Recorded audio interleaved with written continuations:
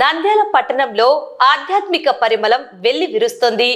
YS Nagar లో నూతనంగా నిర్మించిన హరిహరపుత్ర శ్రీ అయ్యప్ప స్వామి దేవస్థాన ప్రతిష్టా మహోత్సవం అత్యంత వైభవంగా ప్రారంభమైంది. వేద పండితుల మంత్రోచ్చరణలు, భక్తుల శరణుఘోషతో ఆ ప్రాంతమంతా శబరిమలను తలపిస్తోంది. నేటి నుండి 3 రోజుల పాటు ఈ మహోత్సవాలను శాస్త్రోక్తంగా నిర్వహించనున్నారు. ఉత్సవాల్లో భాగంగా మొదటి రోజు గంగ పూజ, గోపూజ, గణపతి పూజలను భక్తి శ్రద్ధలతో నిర్వహించారు.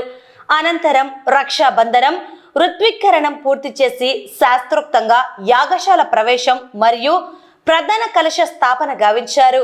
జ్యోతి స్వరూపుడు శబరి గిరీశుడు భక్తుల కోర్కెలు తీర్చేందుకు నంద్యాల వైఎస్ నగర్ లో కొలువుదీరడంపై భక్తులు హర్షం వ్యక్తం చేస్తున్నారు. తలచిన వారిని, కొలిచిన వారిని కాపాడే మణికంఠుని ప్రతిష్ట మహోత్సవానికి పట్టణవాసులు పెద్ద ఎత్తున తరలివచ్చారు. మరో 2 రోజుల పాటు ప్రత్యేక అభిషేకాలు, పూజ కార్యక్రమాలు కొనసాగుతాయని ఆలయ కమిటీ సభ్యులు తెలిపారు. స్వామియే శరణమయ్యప్ప.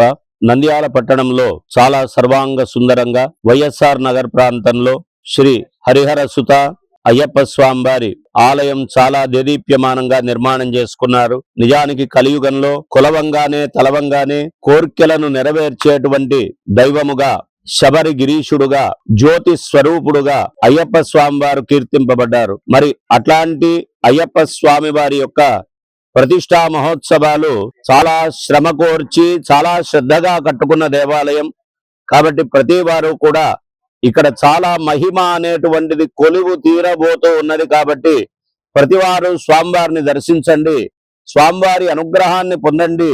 అట్లాగే స్వామిని దర్శించినంత మాత్రాన మనము ఏమి కోరినా వెంటనే వరాలు ఈడేర్చేటువంటి స్వామిగా స్వామిని ఇక్కడ తెలుపుతూ ఉన్నారు. కాబట్టి ప్రతి వారు కూడా ఈ రోజు, రేపు, ఎల్లుండి 3 రోజుల కార్యక్రమాల్లో పాల్గొనండి. తర్వాత నిత్యము స్వామివారి దర్శనాలు కూడా ఉంటాయి. కాబట్టి స్వామివారి ఆశీర్వాదాన్ని ప్రతి వారు పొందాలి. నంద్యాల పట్టణ ప్రాంత ప్రజలు, అట్లాగే చుట్టుపక్కల గ్రామస్తులు ప్రతి వారు కూడా పొందాలి. దీక్షాధారులు అంతకంటే గొప్పగా పొందాలి అని మనసారా కోరుకుంటూ శుభం భూయాత్. ఈరోజు వైఎస్ఆర్ నగర్ నందు హరిహరపుత్ర అయ్యప్ప స్వామి దేవాలయం వెలసడం చాలా అదృష్టంగా భావిస్తున్నాం. ఆయన కొలువు తీరడం అంటే మహా అద్భుతంగా భావిస్తున్నాం. ఇక్కడ ఆయన వచ్చి సొంతంగా రావడం, ఆయన కూర్చోవడం అంటే మాకు ఒక వరంగా భావిస్తున్నాం.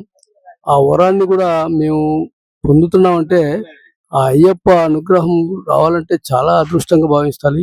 కాబట్టి ప్రతి ఒక్కరు కూడా ఈ అయ్యప్ప స్వామిని దర్శనం చేసుకొని ప్రతి ఒక్కరు కూడా ఈ పూజా కార్యక్రమంలో 3 రోజులు కూడా పూజా కార్యక్రమంలో పాల్గొని జయప్రదం చేయవలసిందికి కూర్చున్నాం. కాబట్టి ప్రతి ఒక్కరు కూడా ఇక్కడికి వచ్చి దర్శనం చేసుకుంటే ఈ స్థల ప్రభావం ఏమో కానీ అడిగిన మా దగ్గర మొదలు పెట్టేటప్పుడు కూడా 1 రూపాయి లేకుండా కూడా ఉన్నది.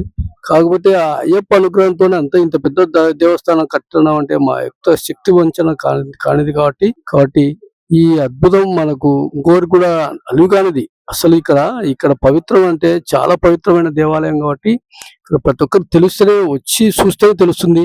ప్రతి ఒక్కరు కూడా ఇక్కడ స్థల ప్రభావం ఏంది, ఏం కథ, ఎట్లా కడుతున్నారు, ఇక్కడ దేవాలయం ఏంది అనేది తెలుస్తుంది.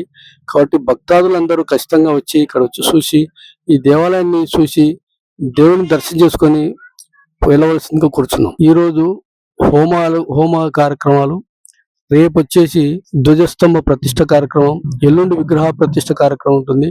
అనంతరం ప్రసాద వితరణ ఉంటుంది. కాబట్టి ప్రతి ఒక్క భక్తాదులందరూ వచ్చి ఆ భోజన కార్యక్రమాలు కూడా స్వీకరించవలసిందిగా కూర్చున్నాం. ప్రతి ఒక్కరు తీర్థ ప్రసాద స్వీకరించి అందరి కృపకు ప్రార్థనలు కావాలని కోరుకుంటున్నాం.